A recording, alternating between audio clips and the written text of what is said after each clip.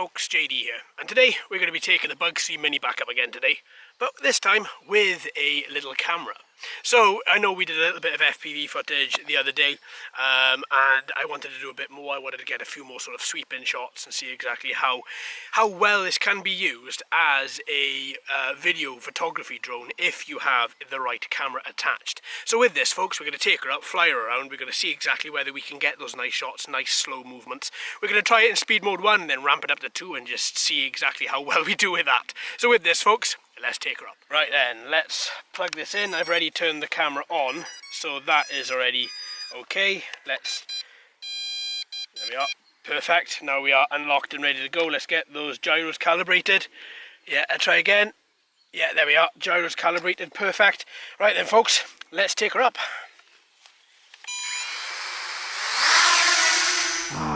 Right then, up she goes. Give her a bit more power there. I'm not really giving her a lot. I'm just probably at halfway mark on the throttle. But because this is brushless, you can get some really slow, nice movements out of her. Now the main thing that's going to let her down in this department, two things as I see it, or three things maybe. The first thing is that she's not gimbal stabilized. She hasn't got altitude hold or GPS, and to a lot of people, prop wash. Now I know a lot of people don't like seeing props on video.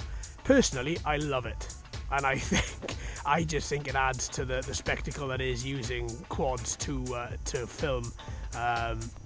film things. And I think that honestly, it doesn't take away from anything. I think it adds layers. And there she is, just flying around, just really nice. And this is the great thing about it, is you can get a really nice, really sort of delicate flight out of her. This is in speed mode 1, just really nice, really bit of delicacy in her flying. You can just spin around and then you can just push her forward. Let's go mental! And then if you want to again, then you can just get some really nice sort of sweeping parts of the countryside if I take her up a little bit higher. And then if you just control that quadcopter a little bit, and then you should find that you get some really nice shots.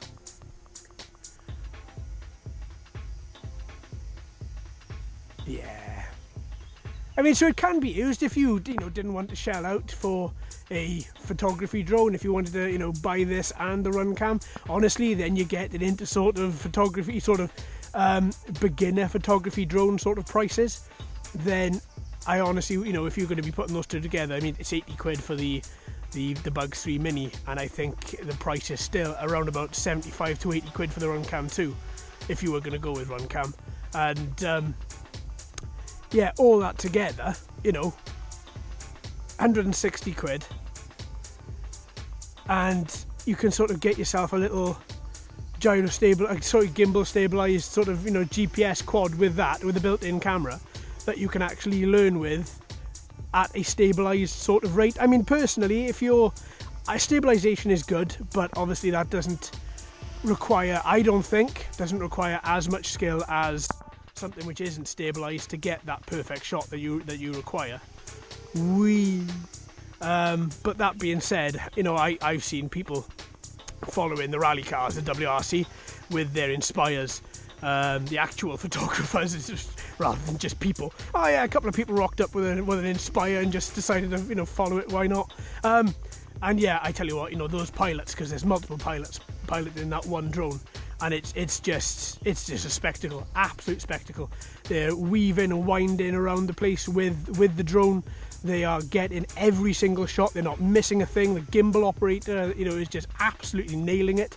It's just a fantastic spectacle. It really is. Oh, see, now I can never get enough of this little drone.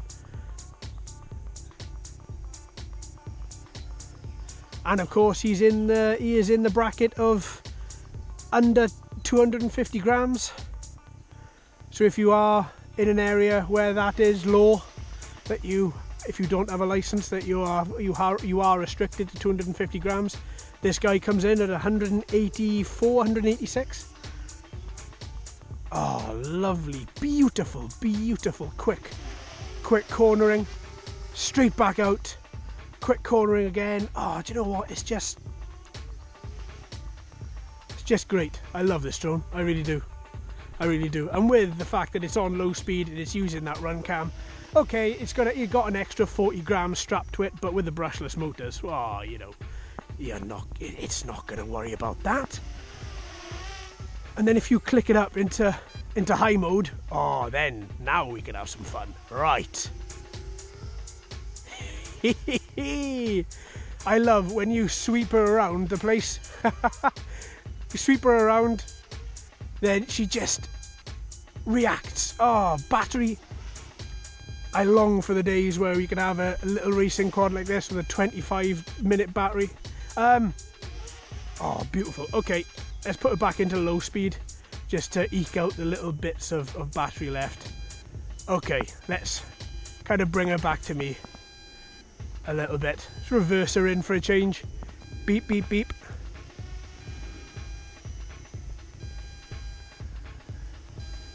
Okay.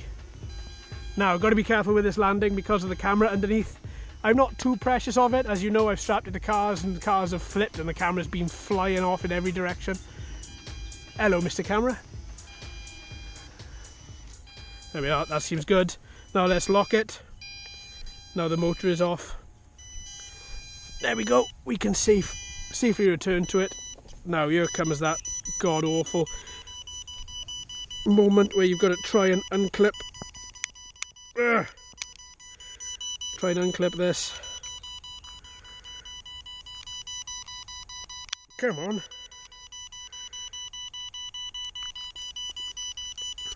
This is the huge downside with this particular quad.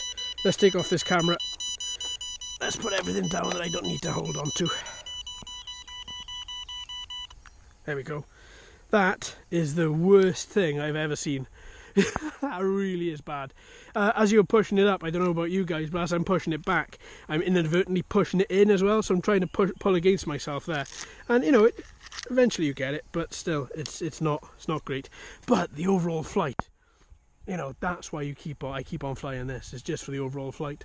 Yeah, again, folks, brilliant. So we got a nice little bit of, probably a bit of calming footage to begin with, and then we just go hell for leather towards the end. Now I don't know which way I'm going to shoot this, if I'm going to give you all the FPV footage direct, or if I'm going to switch back to myself or the tripod or whatever. I'm not sure exactly how that looks yet. Let's see what it looks like in the edit. Alright then folks, I hope you've enjoyed. Thank you ever so much for watching and listening. I've been JD, you've been fantastic as always. If you haven't already, please like and subscribe. Hello and welcome to all the new subscribers. I hope you're enjoying the channel. So until next time, my friends, happy flying.